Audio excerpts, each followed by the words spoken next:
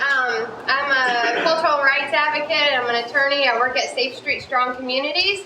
And several folks have been asking me, there's this new development of the Iberville Treme, the redevelopment, and folks have a lot of questions and we're wanting to know, how can they have some kind of community leverage or involvement in the process of what to do and what's going to happen. And I had the privilege of going to a session last year with Professor David Marcello of Tulane to learn about these things called community benefit agreements.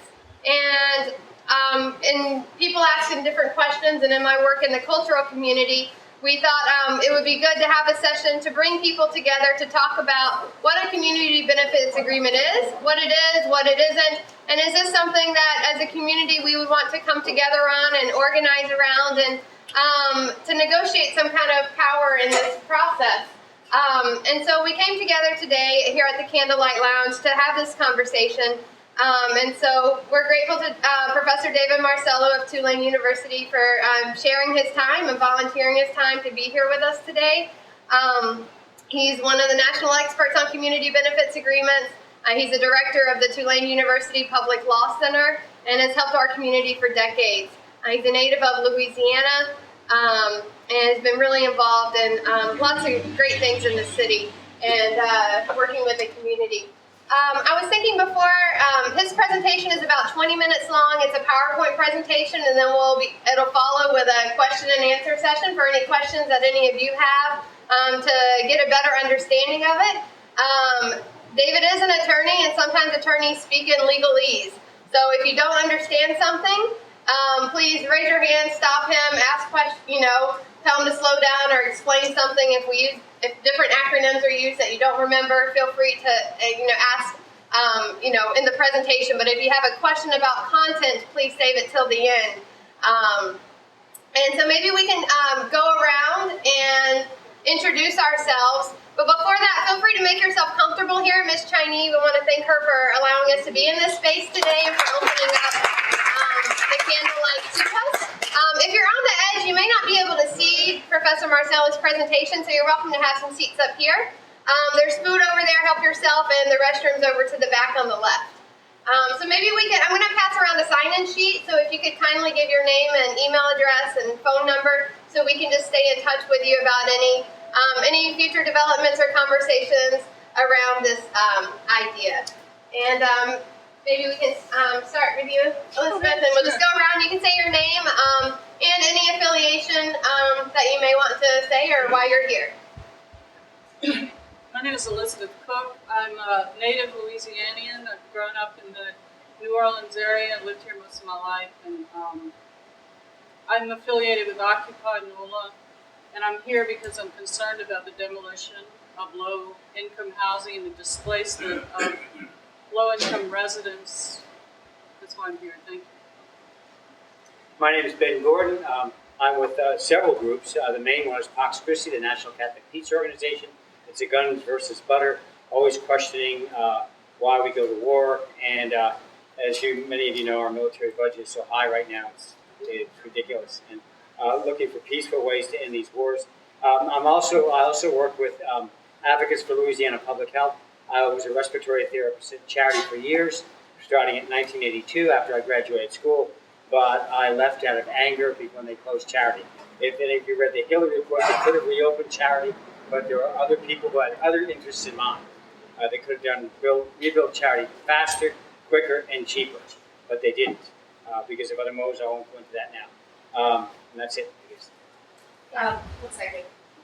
I'm Deborah Cotton. I am a resident here in the Treme, and I'm also a colleague of David Marcello. And I just wanted to make the announcement that I am filming this presentation. The presentation is in the middle of the workday. A lot of people aren't able to make it, but I want to make sure that we have this really important presentation available for folks online that they can access at their leisure. So I am creating this. It will be on YouTube, but I also want to forewarn people that I am filming. So if you have a problem with being filmed, just sort of raise your hand and let me know, and then I'll make sure to avoid filming you. Is there anyone who's uncomfortable with the filming? All right, let's keep it moving. All right, thank you. I'm Sally Stevens. I'm putting together a worker-owned cooperative in the creative cultural industries called Rhythm Conspiracy Productions. And I've been really involved in trying to find some alternative economic and labor pathways that would work for New Orleans. I'm David Marcello. Allison identified me as a Louisiana native, but not precisely my point of origin, which is Thibodeau. But I've been in New Orleans for so long now that it almost doesn't bear mentioning. 1968 for law school, so I'm a New Orleanian now. I'm Pat Evans, and I work at the University of New Orleans. I'm not a faculty member, but what I do is just an international project for nonprofit leadership, and mostly focus our attention on two neighborhoods. Our signature project is Central City and Treme, and I think that basically community organizing, in my opinion, is a civil rights issue of the day.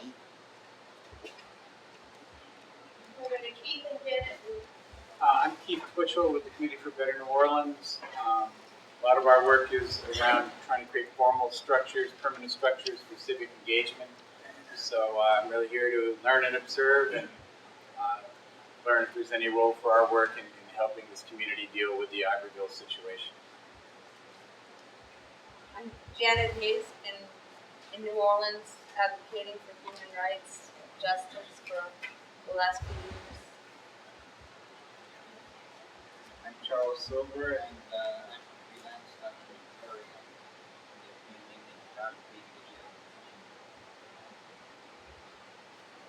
Cheryl Austin with Greater Treme Consortium. We're a nonprofit that's been in the Treme area for almost 19 years, and I'm also a historic Treme resident.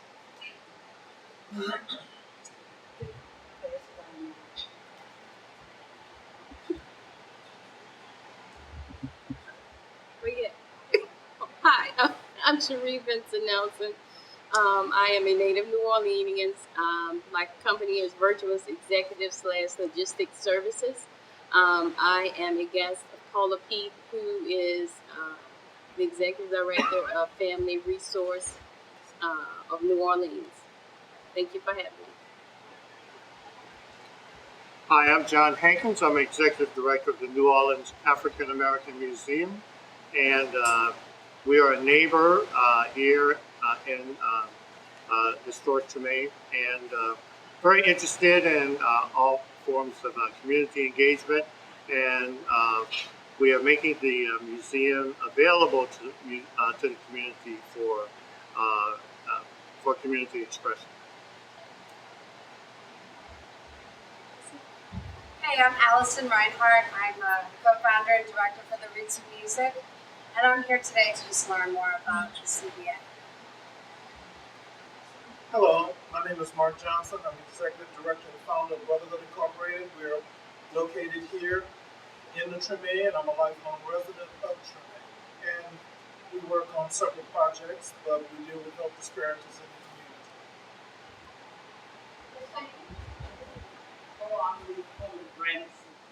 I'm the candlelight.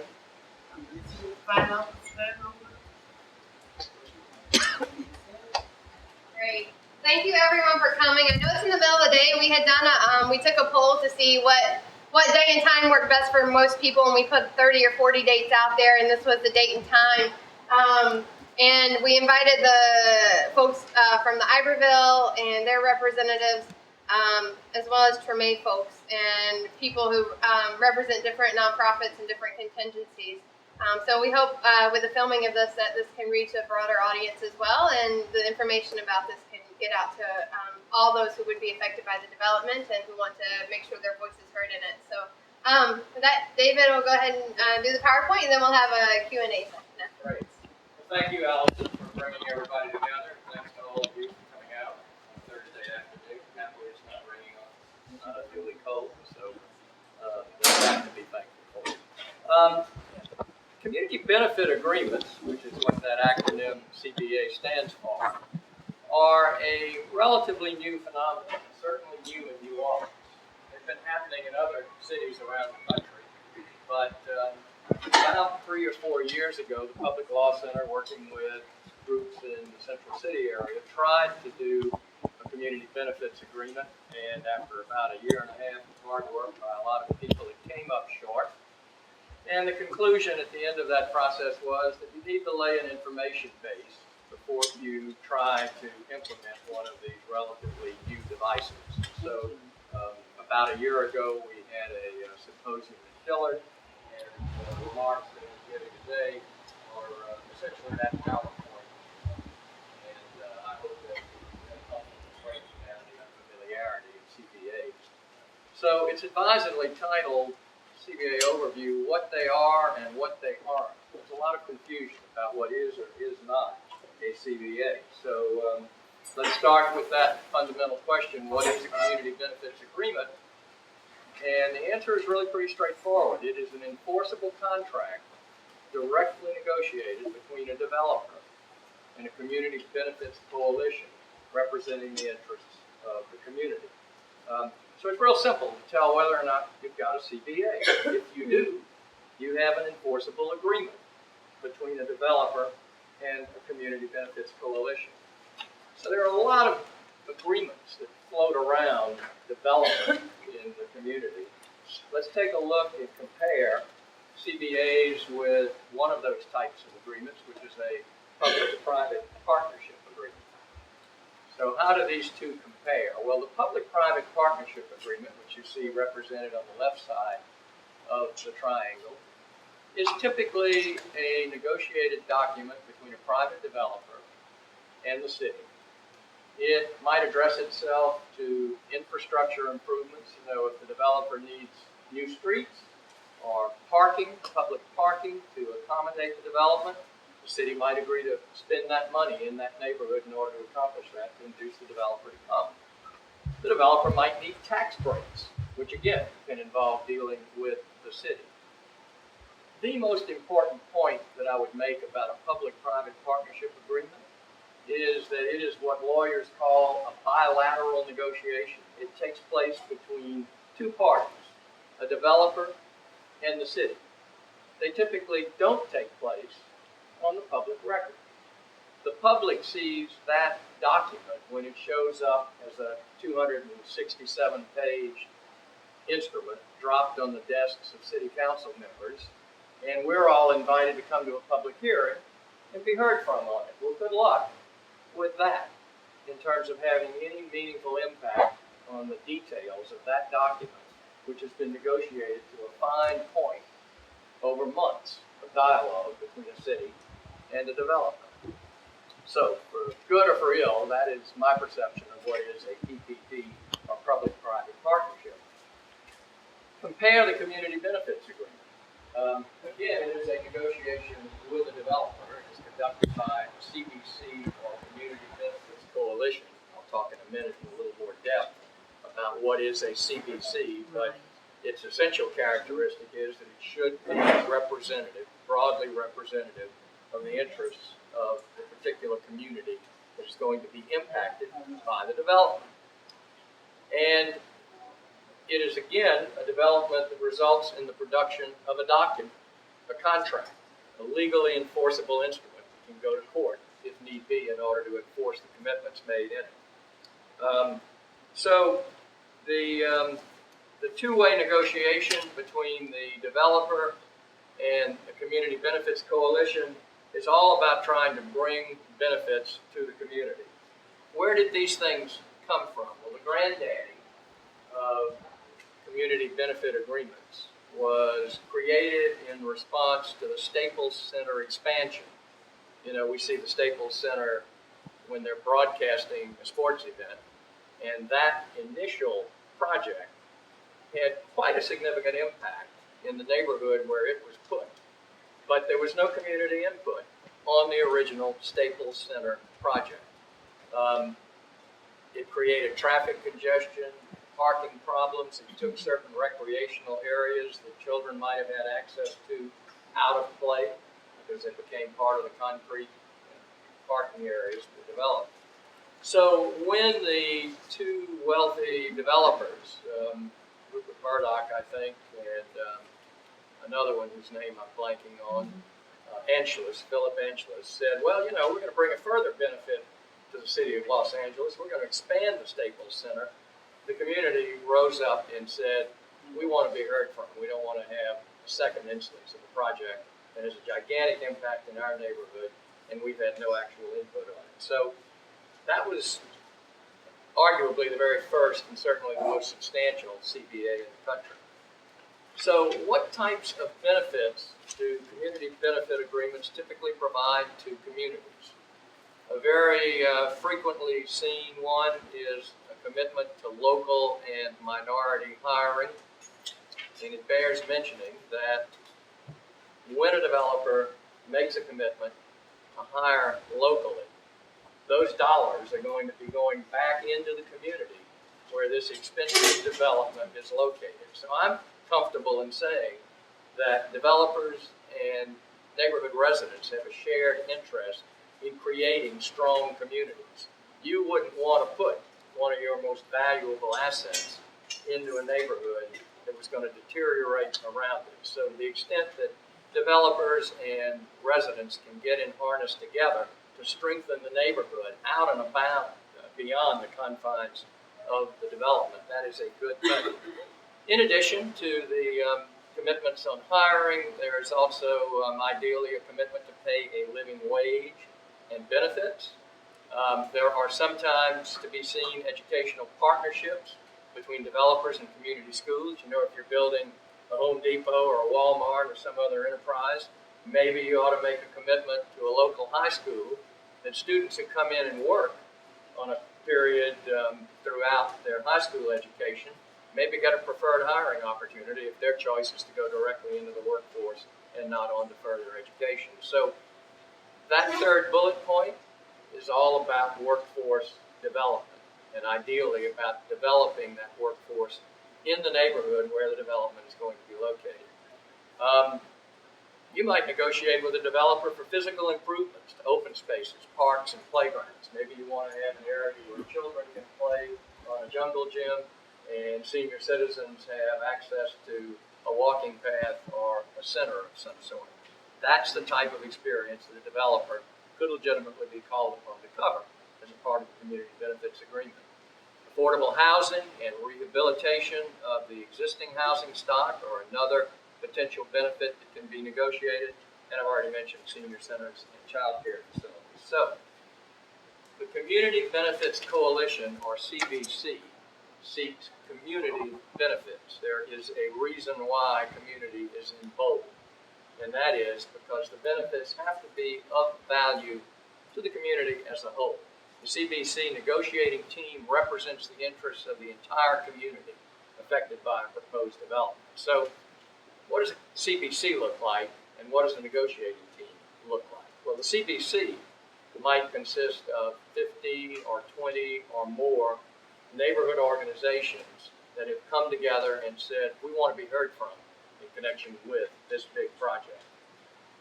It's hard to conduct a negotiation with 15 or 20 or 30 people sitting at the table, so it makes sense for that CBC, the full coalition, to designate 3 or 4 or 5 representatives to conduct the negotiation in their behalf. And that's the negotiating team. But one of the things that it's important to establish at the outset is that if you're a member of the negotiating team, you can't be negotiating for something that is going to be directly of benefit to you or your organization. As an example, if you were doing one of these around the Walmart project over in the Irish Channel area, Lower Brighton, whatever, you might think that it would be helpful if people who wanted to work in that development after it was completed had a place to bring their children for child care services during the workday. And you might think that Kingsley House would be an appropriate place to put a child care facility. Well, all of that is entirely accurate and fair, and it would be appropriate for Kingsley House to be a part of the Community Benefits Coalition. It would be inappropriate for Kingsley House to be one of the negotiating team members. So there are certain ethical issues that it's appropriate to address early on. And as a consequence of the Public Law Center's earlier involvement with this, we've developed a couple of documents that are on our website. One of them is a statement of ethical principles. The other is a Community Benefits Coalition agreement that's kind of bare bones draft. And those are available to assist groups in coming together and conducting business in ways that are appropriate. Transparency is the key to the success of the CBA process. You know, I painted a picture earlier of a public-private partnership that gets negotiated in the dark between a city and a developer. Well, we want to draw a contrast with regard to the CBA negotiations. That doesn't mean that every meeting between the negotiating team and the developer has to be a public meeting. Some meetings don't survive that degree of scrutiny. But the developing document ought to begin as an expression of the community's interests. It ought to be periodically shown to the community in terms of what we've been able to get so far, and the ultimate stamp of approval needs to come from the community at the end of the process. So no backroom deals, and it's worth mentioning here that there are gains to be had for developers in what I've just described in this process. You know, if a developer negotiates with a community benefits coalition and puts money on the table to build a child care facility, that's the sort of information the developer might love to release publicly and take a little bit of credit for it, and arguably they should. If, on the other hand, the developer cuts a quiet deal with some individual, let us say, to come on as a consultant for the project, that's frequently the sort of relationship that doesn't get announced. So even developers, I would argue, have some gain to be had in the transparency of these relationships. So what do economic development projects need in order to succeed? Well, a lot of them need a public benefit or a subsidy in some form or another. It might be zoning approval, where they've got to go before the Planning Commission and the City Council. It might be favorable financing, where they have to go before the Industrial Development Board or the Louisiana Bond Commission.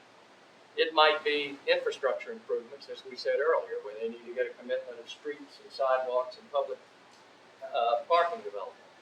Well, to get approval for those public benefits, project developers often need public or community support. So we can next ask the question, what do developers get out of a community benefits agreement? For one thing, the Community Benefits Coalition agrees to support the project with public testimony and written statements. That reduces the risk for developers by uniting city government and community groups behind the project. You know, developers hate risk. So when we talk about the value of a community benefits agreement to developers, we are talking about monetary value. If the developer figures I can pay the lobbyists and the lawyers a little bit less than I might otherwise have to pay and still get my project done because I'm going to be standing up there at the microphone shoulder to shoulder with representatives of the Community Benefits Coalition, then that makes it possible for the developer to put some money on the table to pay for the child care facility. So it's a shared process. So what's the economic impact of a local hiring committee? Well, conservatively, economists say that salaries turn over in the community 3 times. Without local hiring, the community that is being impacted by the proposed development could lose that economic impact. Salaries could go out of the neighborhood and even out of the parish.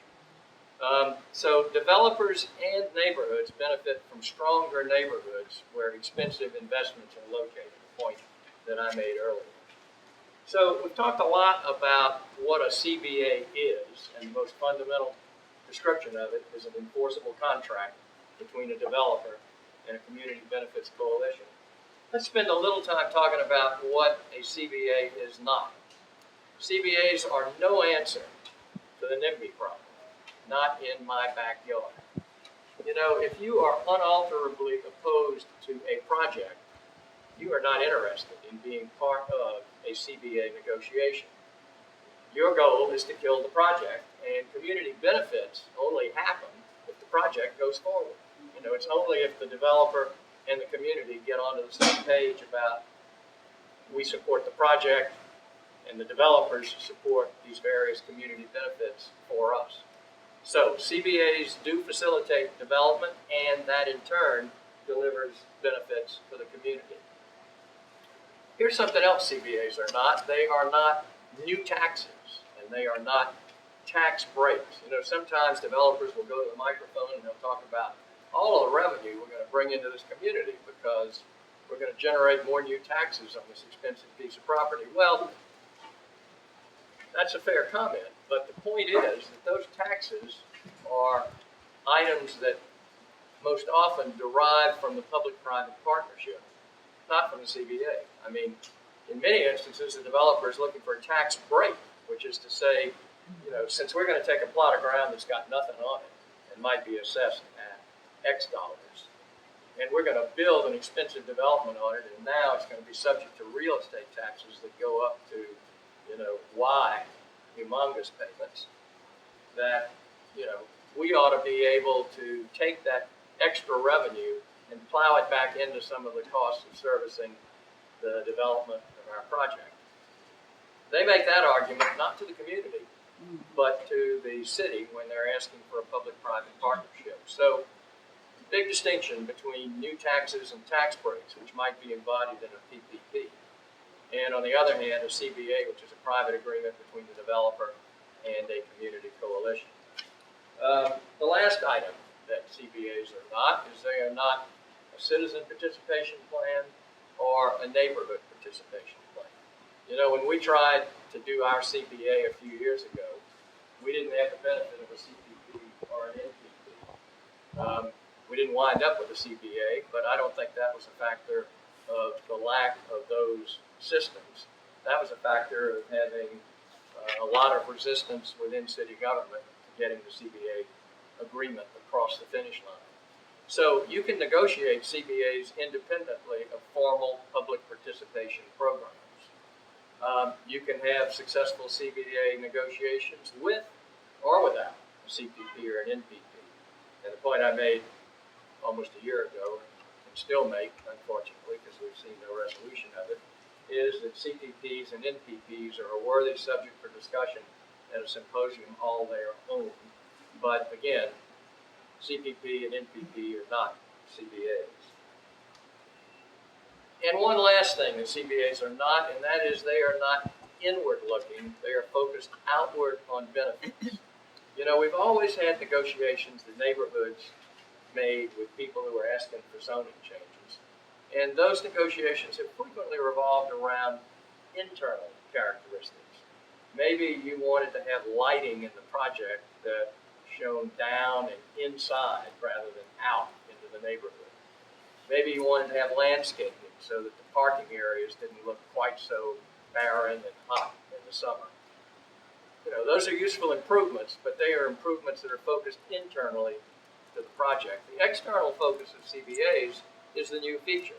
We're talking about improving the area outside of the project's boundaries by creating a new park, by creating affordable housing, by generating local hiring, by generating a living wage and benefits that comes back into the community.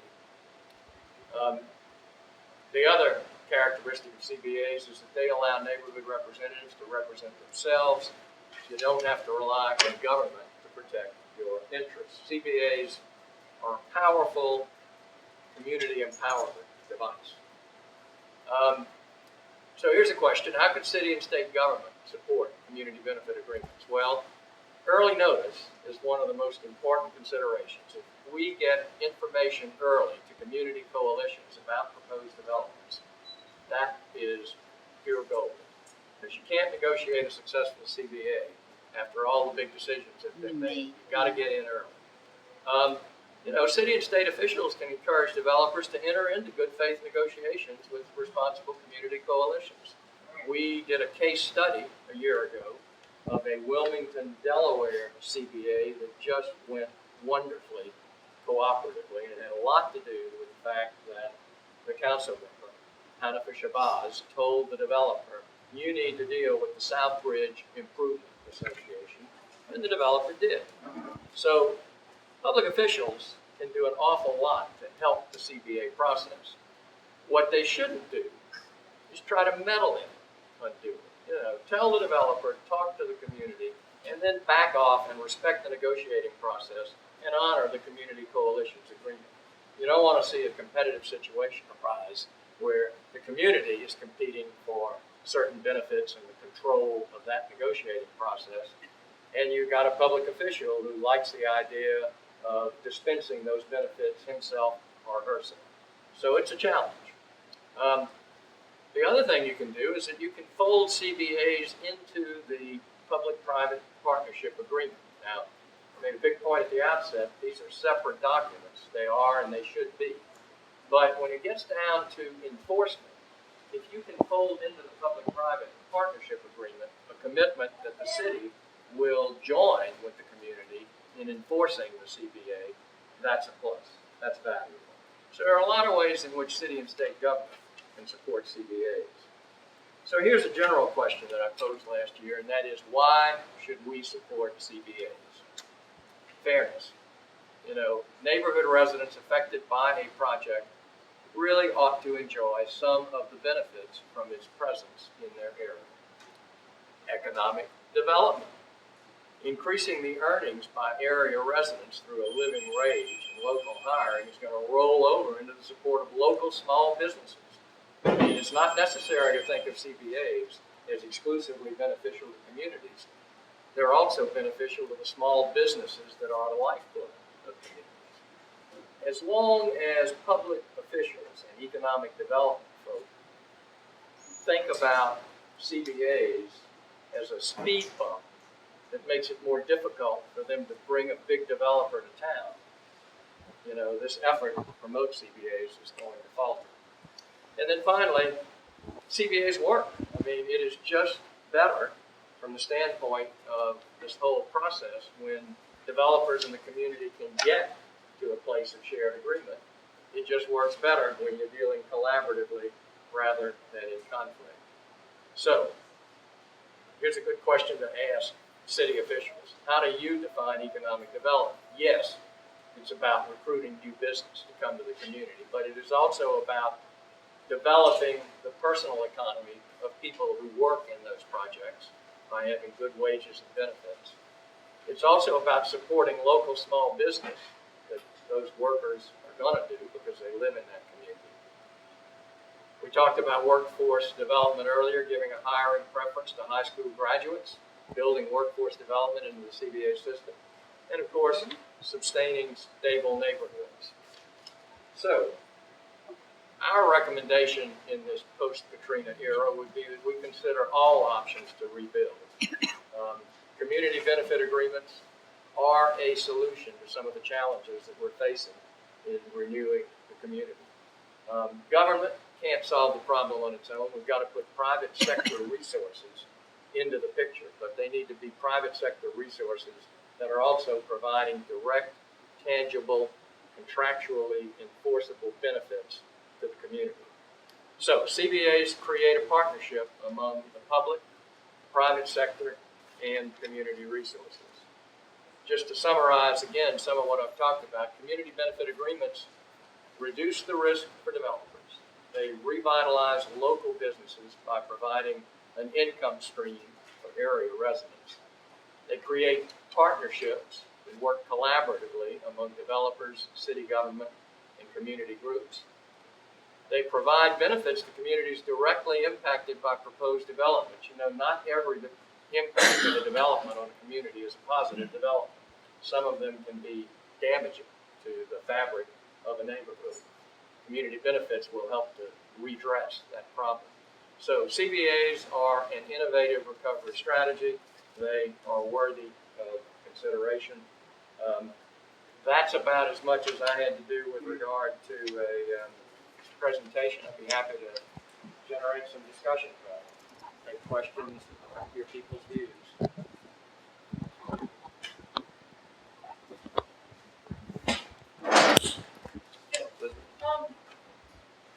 When I first heard about this, my initial gut feeling was that this is a tool in which developers can use to co-op local communities to support demolition. Right. So, okay, you're I honest. understand that. You're very direct. You're honest about that. My concern also is for the people who live in Iberville. I don't know if there are any Iberville residents here today. I think that if they aren't here, that's a shame, because what community are we talking about? Well, it's the community of Iberville that are going to lose their homes, okay? And most of them will be displaced into Section 8 housing, okay? They don't have a choice there. They will be displaced into Section 8 housing in neighborhoods, not in Iberville. So, this seems like a tool designed to support the demolition of low-income housing. And I would prefer to see community groups come together against demolition, period, and for the improvement of the neighborhood in which low-income folks live. I mean, years ago, Iberville was promised a community center. Hano emptied an entire building for that community center, displaced the residents. The community center was never built. Hano has not honored its commitment. It was only recently that Iberville even allowed basketball goals in the development. The children had no playgrounds, okay? They still don't have any playground equipment there, but they do have basketball goals. So, and the other thing is, you held that forum, and it was all of the developers, the redevelopers of public housing, sponsoring that forum that talked about community agreements, and that gives me pause right there. I mean, you had HRI, helping to sponsor. I mean, I've talked to residents who live in River Gardens, and they're not too happy. They might be happier. They're run like prison camps, okay? They might be happier if they had access to a CBA process. Perhaps, but I didn't see one thing there about quality of life, the rules that people have to live under. I don't know if this kind of agreement could supersede HUD rules in terms of the requirements that residents have to live within a redevelopment. Because the same thing is going on at St. Bernard. These draconian rules, you can't have certain visitors if they have a past record. You can't have a party outside. You can't hang out on your front porch and drink a beer. I don't know if this can affect that. Yeah. But until you get a majority of Iberville residents to the table to discuss the concept of demolition itself, I don't see that this can have any legitimacy. Yeah, I'm probably not going to get them to the table. I suspect a lot of you in the room will have more to say about that than I do. Yeah. Let me make this point. I suspect that most of us in the room are sympathetic to and supportive of grassroots movements. Are you familiar with the term astroturf? Does the fact that sham grassroots movements are sometimes put together, that's why they call them astroturf. They're not truly grassroots. They come from the top down. They're set up to give the appearance of public involvement without the reality. I don't think the fact that astroturf exists in the world robs grassroots movements of legitimacy. God and the devil are in the details. Sure, if a community benefits agreement and a quote-unquote community benefits coalition are put together by a developer and they provide a polite little agreement that gives minuscule benefits to the community, and that's presented as a CBA, that's a sham. That is the equivalent of astroturf as opposed to grassroots. Among those things that CBAs are not, is they're not agreements engineered by developers. They are agreements engineered by the members of community benefits coalitions. So, what I'm describing is a tool that is Being pushed well. by developers. It's a tool that's being pushed by developers. No, I disagree heartily with that. I mean, the Public Law Center, let me just finish, has quite a track record of engagement on behalf of powerless constituencies in this city. The fact that we chose to co-sponsor this symposium with ULI was viewed by me as a great asset because it opened up a constituency that we would not normally have had access to. Developers, well, sure, they put up the money to cover a lot of the costs, and I'm delighted that they did. You know, we didn't have bake sales to cover half of it from the community. I'd be delighted if we would have had an alternate source. I'd love to get it from a nice, clean foundation source. But, you know, I think that was an asset, and we were able to reach an audience of lawyers, developers, folks who might not normally understand what community benefit agreements are about. Most of them would probably react in a really hostile manner to the idea that a CBA is something you ought to consider doing. They would consider that extortion by the community. I understand why you have an adverse reaction to it. I think the answer in both cases is a good understanding of what they are and what they aren't.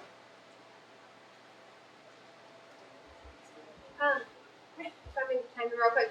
The date and timing of this meeting was also set in consideration for the fact that the Iberville redevelopment working group, that Thursdays at 3 o'clock is their normal meeting time, and they were all supposed to be present today. And I had a commitment that they were going to be present, so I'm not sure what happened with that. But this is their normal meeting day and meeting time, and so I was surprised they weren't here, but it was set for that time. So I don't know why that was. Yeah, maybe we can get a lineup of. Does anyone else have questions? We have Ben here, Sally, Pat, Janet, Sherry, also.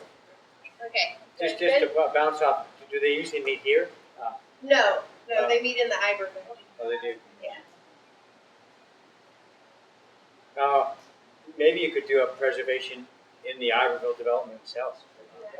Be happy to. I mean, this was not our presentation. That may be an easy way to get us responding to an invitation from Allison to come. We are now. I was in that mode of responding. Now, this was before the CBAs were around, but I was in that whole. I couldn't make every meeting because I was working at Charity Hospital. Before Katrina, I was in that whole transition period from. I'm drawing blanks. I think I'm getting Alzheimer's, but from St. Thomas to River Gardens. And the beginning it looked good, but then there was a lot of disappointments. And I don't know what percentage, I think more can come back now. I don't know what percentage of folks did come back to River Gardens. What's that? Very small. So I know there were some disappointments there. But I had tended to be somewhat skeptical because we did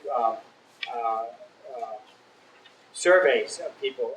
A lot of people signed petitions. We went to bus stops, we went to public on Charity Hospital. And it seemed a good percentage of the people who lived around Charity, depended on Charity, wanted Charity to come back, but it ended up not coming back, no matter how many, I forget how many petitions, we think it was around 20,000 petitions we turned in. And that didn't seem to do much good, so that's why I'm somewhat skeptical of something like this.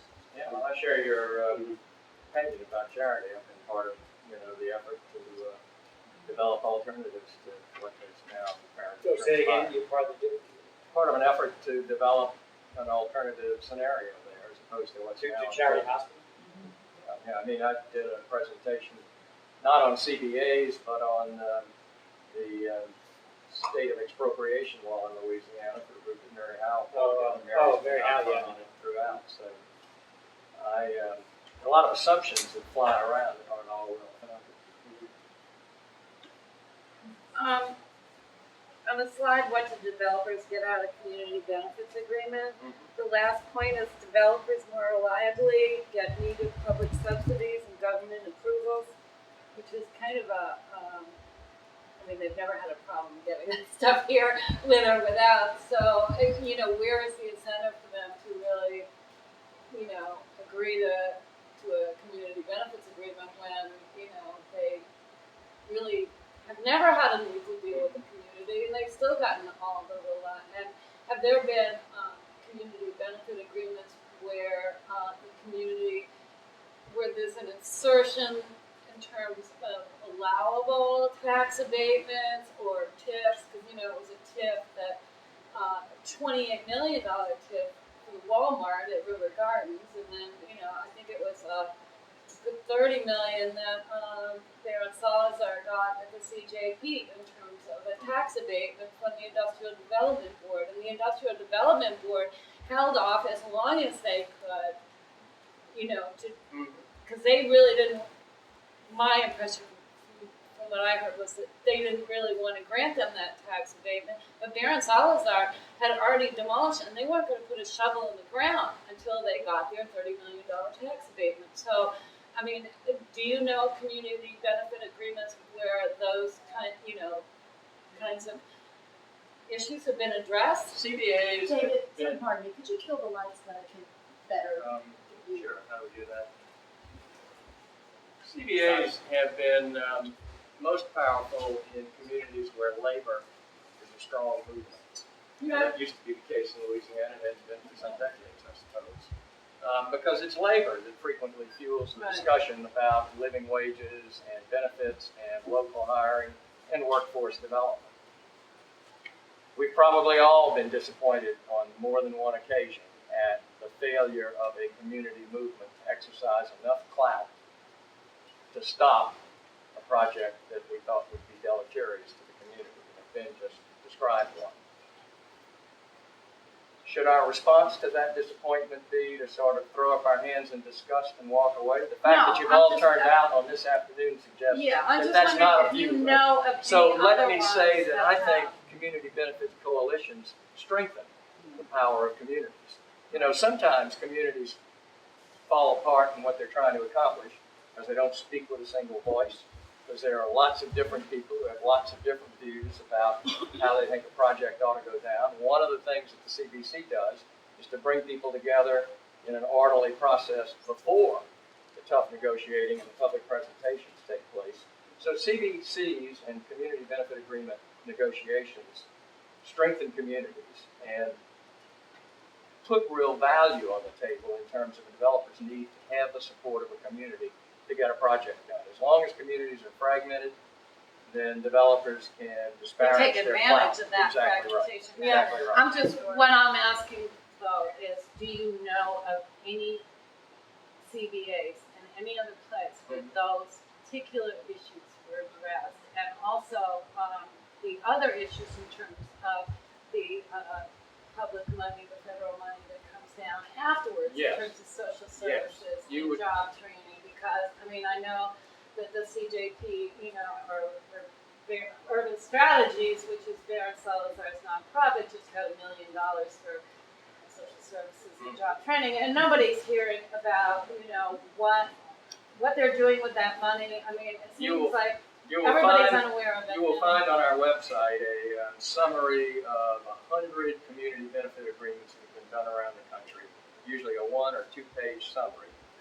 And there are numerous accounts there of communities that have won the types of benefits that you're talking about. If you want to see them in detail, you can go to the website for the Partnership for Working Families, which is based in the Bay Area in California. And, it'll all be laid out. They've got the full agreements. But our summary is a device to help people get access more quickly to the specific information of the specific benefits and agreements that they're looking for. Yeah, I feel like that's the question you can answer, so I don't have to go to those steps. So the information, all that work, the information is there, and the benefits have been limited only by imagination. And do you know of any cases that have done, put into a community benefit agreement a situation where, residents were allowed to have like new workspaces? Because so many people, are self-employed now because of the economic situation. It certainly strikes me as the sort of benefit for which a community can negotiate. I mean, the arts community talks about the need to have spaces where young, frequently not well-resourced artists can work. That could be something that a neighborhood might negotiate for. Yeah, I wanted just a little more clarity on community benefits coalition. Do they need to be pre-existing, or can they be created on the spot? I think they, by and large, are going to need to be created on the spot. Yeah.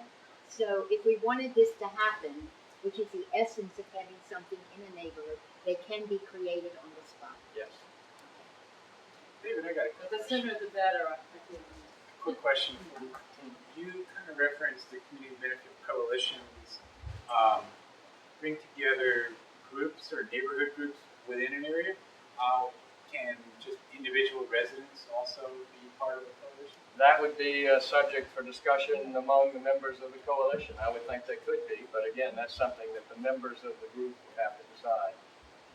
And there might be voting differences. You know, the group that had 100 members might get to cast a vote, and the individual who shows up on a particular day might not be a voting member of it. I mean, or alternatively, it could be the more the merrier. Everybody in the room gets to vote. I'm not driving that decision. That's something that the coalition would have to decide. I want to piggyback on what Keith said as well, in terms of the Community Benefits Coalition. Can people speak up, please? I'll try and speak. Say the developer had already hired a community organization to do some kind of work for them, some kind of contractual work. Right. Would it be, I mean, it would probably be a conflict of interest then for that organization to join the Community Benefits Coalition, but could individual members of that organization join as individual members?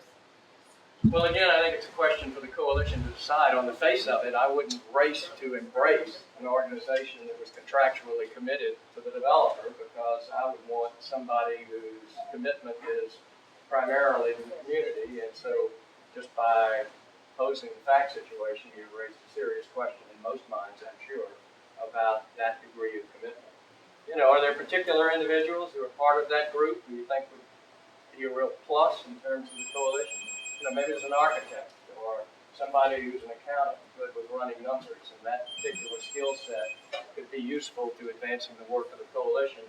Then maybe with proper screening, you'd have that individual involved and value it as an asset. But again, these are questions that I think need to be decided by the coalition based on the particular circumstances. And some questions over here. I'll go there. I'll ask Gladys. She could have finished. Go ahead. She could have finished. Oh, okay. I just, in terms of these development districts that are all popping up all over the place, the bio district, the DDD, you've got the Coburg with feed, you've got the, thinking of trapezoids, where they all are. So say there was a developer that wanted to come in and build something within the DDD or within the bio district or whatever.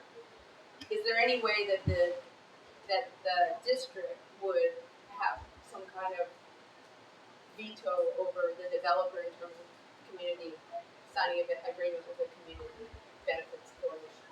Not offhand. I mean, if the district valued the project that the developer was bringing to the table, then they would really be cutting their nose off to spite their face if they said, but because you're dealing with that community benefits coalition, forget about it, we don't want you anymore. You know, the commitments that are made by the developer to the community are made by the developer, not by the public entity, like a bio district. Their negotiation is more typically carried on in the context of a public-private partnership, the developer negotiating with the bio district. It's a separate negotiation with the community and the developer. Okay. Yeah. My question is, the CBA, what purpose would it serve now if the developer, first of all, the decision to demolish the Iberville, we already know it's going to happen. And also that the developer has already been selected to do the work. So what would be the value or the benefits of us forming a CBA coalition to address what? I understand what you're saying we can do in that document, but do we have to abide by it or even want to engage in it if he's already been selected? You know, you've got to have some leverage. If, as you say, the developer's already on board, they've been given the tax breaks that they need, they've made all the zoning changes that they need to make, they have a commitment to build streets and sidewalks and do the public improvements that are needed to make it work, then, you know, it's going to be like the sound of one hand clapping. You go in there trying to negotiate something, and you've got no leverage. I don't know enough about the status of that project to know whether there are still major public decisions that are going to need to be made. But one way to find out is to create a community benefits coalition and put it into discussions, not only with the developer, but also with the public sector. You know, all of those documents, not all of them, but many of the documents that get produced in this context are a matter of public record. You could be making email requests, you could be asking for letters, you could be a lot better informed just using the Public Records Act. I would be more interested in seeing how you separate Treme from Iberville. And I'm saying that now because it seems as if we're still being treated, or will be treated as two separate communities. No one is here from Iberville, representing Iberville. We've tried to engage them ourselves in some conversation. And I'm definitely for low-income housing, that's all we do. And I'm just trying to figure out if whether or not this was brought to them before any talk of demolition, or if it was brought to them, the CBA, after they knew the development was going to be demolished. And did anyone approach them about the CBA before the developer was chosen? I mean, we've done what we can do. We reached out to the Central City neighborhood some years ago, and you know, we've had this symposium that was advertised through the Neighborhoods Partnership Network and other resources. We actually had fairly good attendance, but 125 people is not, you know, the city of New Orleans. And we're doing as many of these types of presentations. I met 2 weeks ago with folks in the Lower 9 to talk about CBAs, and I was back there yesterday. Just to follow up, Cheryl, I said just to give a little background information about how this presentation came to be. I have been attending a couple of the presentations by that the Black Men of Labor helped the Iberville and Hano present to the community around civic engagement, and one in September I think it was, and then one a couple of weeks ago. And both of those presentations were very frustrating for people that attended. There were sort of commitments made about announcing information as they progress with the planning. We have found out since, in between the meetings, that there were requests for zoning changes, that we did not get that information prior to those requests being made. And when we attempted to contact them to find out, you know, what the problem, what the situation was, we just didn't get any information. And so, in talking about our frustration amongst ourselves with this last presentation, Allison had suggested that we reach out to the Public Law Center and discuss this community benefits, have David come and present how community benefit agreements work. And just an aside, I work with David in the New Orleans Coalition on Open Governance, and that's one of our sort of campaign initiatives is the CBA. And so NOCOG actually helps to fund and sponsor us going out to the community and sharing that presentation. So it's, you know, this is how it organically came to be, by seeing these presentations and just like not already, it kind of derailing and not really having substantive back and forth. I understand your frustration, Deborah, I've seen it, but the Black Men of Labor and whatever they're doing is separate and apart from a CBA, first of all. And with all of the development that has taken place in Treme, post-Katrina, CBAs have not come up. Now, I'm not opposed to them. I wish we would have had one with the Lafitte development. I wish we would have had one with the Lafitte part or the Lafitte Greenway that's going on. I wish we would have had one with the Treme Community Center that's now being renovated. I wish we would have had one from the inception of the disaster funds coming to our state, funding down to our city, funding down to the community. And what I'm saying now is, although a lot of people in this room right now think that this could be the worst thing that can happen in Treme, and community benefits need to be drafted.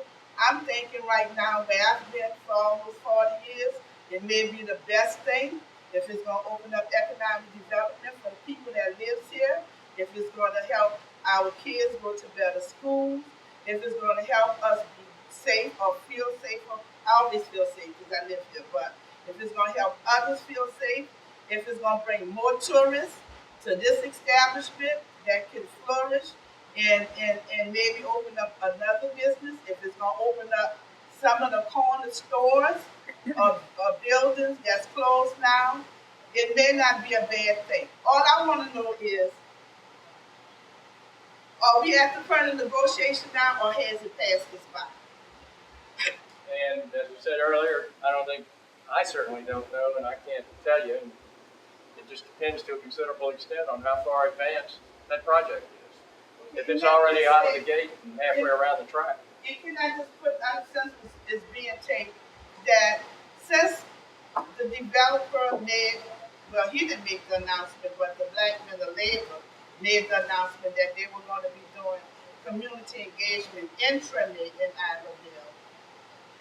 Greater Treme has been talking to all the groups that we can make contact with and trying to get their feel on what they would like to see done in this community.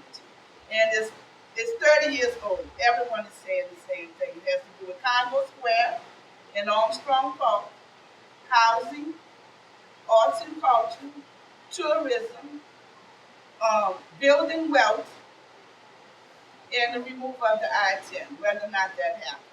So, I mean, all I'm saying is that there's been developer after developer here, and nothing. We tried negotiating one-on-one, and it didn't happen. It just didn't get there. So if someone can tell me how do we actually make that happen with the developer, we are all ears. I think getting it up and step one-on-one to a big broad group that shares the same agenda is a good step. Sheree and then Elizabeth. Okay, I wanted to add that Family Resources New Orleans and Virtuous Executive Services are setting up a center to assist businesses in the Treme area, and that we're going to host an introductory DBE certification seminar on Wednesday, March the 7th at Family Resource Center on Claiborne. David, it seems to me that the Community Benefits Coalition is the essence of what needs to be done. Tell me more about, in your research and what you're doing, how do you define coalition? You know what I'm saying? What makes a viable coalition? And basically, how you see that coalition actively with the people involved. What is a coalition? Well, I would start with some sort of geographic definition. You know, you could have a community benefits coalition that had a citywide involvement, and that would be appropriate to a development that had citywide impacts. Or you could have a community benefits coalition that was based in a neighborhood where a particular development is going forward. That's the more traditional model. So you define what's the area of impact that development is going to have, what are the stakeholder groups within that neighborhood who need to be heard from. You try to bring them together, you figure out how many of them are willing and ready to work cooperatively with one another. Over a period of time, they may not all stay at the table. Different strokes for different folks. But the essence of a community benefits coalition is that it brings together people who are impacted by the proposed development and who have a shared agenda to try to get some benefits out of that development for that community. Is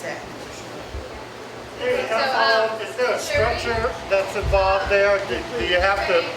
There's Sheree was in line next, and then Sally, and then you. And just mindful, we're supposed to end at 4:30, so we're about 5 minutes until then. But go folks to stay after and chat amongst themselves. So Sheree and Sally, and then John.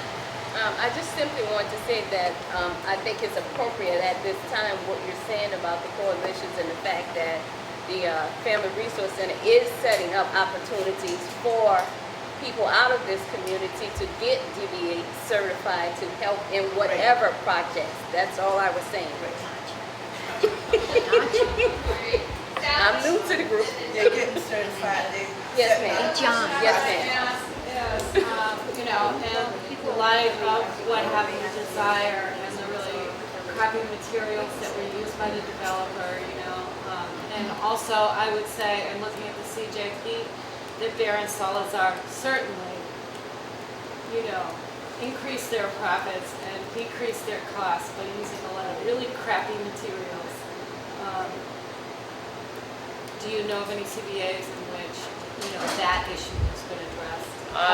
I would hate to see these beautiful brick buildings, you know, completely demolished when maybe they could be retrofitted and you know, there can be a historic. They usually preserve integrity. a few buildings like that. You know, if they can do it for 2 or 3 buildings, why couldn't they do it for 20 or 30? Yeah, exactly. That's yeah. So, but do you I know don't. maybe where that issue is I don't know of addressed in community terms of- benefits coalitions that have gotten engaged with making sure that the materials used in a project are sound. I mean, that is a responsibility of the city, particularly, or of HUD. And unfortunately, your ability to drive that agenda is limited. But we're not the people who ought to be sitting down at the table and saying, you need, you know, better sheetrock and, you know, better engineering. I mean, that is a very demanding and technical function that the people who have the technical capability should address. Well, And it's one a of the shame when it turns out otherwise. Well, one of the reasons I brought it up was because the original developer, before Bear and Salazar at the Magnolia, that's what they talked about, was preserving most of the buildings and renovating, and that was why they went ahead and got the Magnolia on. It was the only public housing project in the nation that ended up on the National Historic Register. And, you know, because the craftsmanship in those buildings was, you know, during the WPA and all of that, the craftsmanship was phenomenal. And it, you know, and it was replaced with housing that can barely be called quality housing. And I think, you know, that's something we really, really need to look at. How can we look at it though if it's already selected? Well, you know, I mean, I don't think anything is ever necessarily written in stone, and if enough people rise up, there may be able to be some changes made. I have never seen more people rise up to stop the demolition of all of the housing developers at one time post-Katrina, and that lady over there was one of them. Everyone heard our voices loud and clear, like we heard James about Charity Hospital. So how do you stop a system like that? Well, I don't know. I'll tell you what I found out. Can I just finish, please?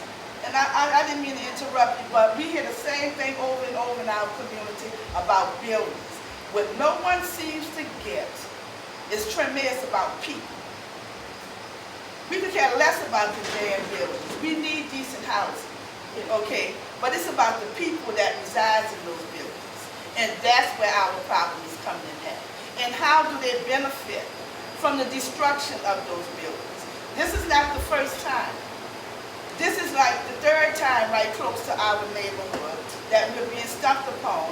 And now we want to talk about a community benefits agreement after the fact. We don't know who's involved. We don't know who's involved. We're not involved. We're trying now to organize around what we know can benefit, really benefit the people that live here and work here and own businesses here. You know, it's about the people. You know, and I wish all the preservationists would get these strong-ass buildings out of their vocabulary. Look at how we've been living, how we've been tramped upon, how we had to eat the dirt from the destruction of those houses over there on North Villeray to Rampart Street. That's what I'm talking about.